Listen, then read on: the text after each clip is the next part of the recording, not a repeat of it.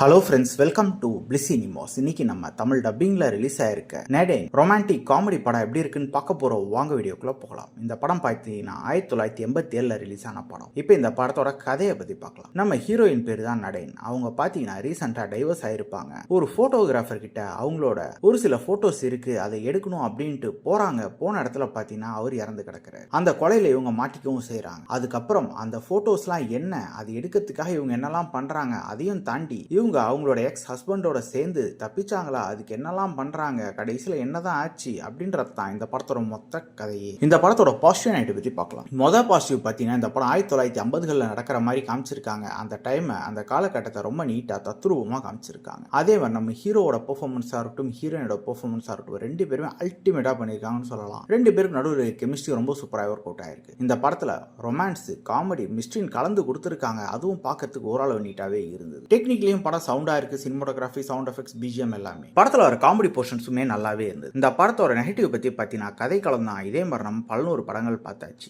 ஏன் அன்னைக்கு டேட்டுக்கே இது ஒரு பழைய ஸ்டோரி பிளாட்டா தான் இருக்கும். இருந்தாலுமே பார்த்தீங்கன்னா படம் கொஞ்சம் ஸ்லோவா தான் போகுது. அது மட்டும் இல்லாம படத்துல ஒரு த்ரில்லர் போர்ஷன்ஸ்லாம் பெருசா செல்ஃப் எடுக்கலன்னு சொல்லலாம். அங்கங்க ஒரு சில இடங்கள்ல ஓகேவா இருந்தது. இவங்க மெயின்டைன் பண்ணுற மிஸ்ட்ரி ஓரளவு நீட்டா இருந்தாலும் படம் இன்னும் கொஞ்சம் பெட்டரா எழுதி எடுத்துருக்கலாம் அப்படின்ற மாதிரி தான் இருந்தது. மொத்தத்துல என்கிட்ட கேட்டீங்கன்னா இந்த படம் ஒரு ஒன் டைம் வாட்சபிள் படம் தான். வேணும்னா ட்ரை பண்ணி பாருங்க. இந்த படத்துக்கு நம்மளோட ரேட்டிங் கேட்டீங்கன்னா 10க்கு 6 மார்க் கொடுக்கலாம். படத்தில் அடல் கண்டென்ட் இருக்கு. ஸோ ஃபேமிலியோட ட்ரை பண்ணாதீங்க. இன்னொரு வீடியோவில் சந்திக்கலாம். தேங்க்யூ.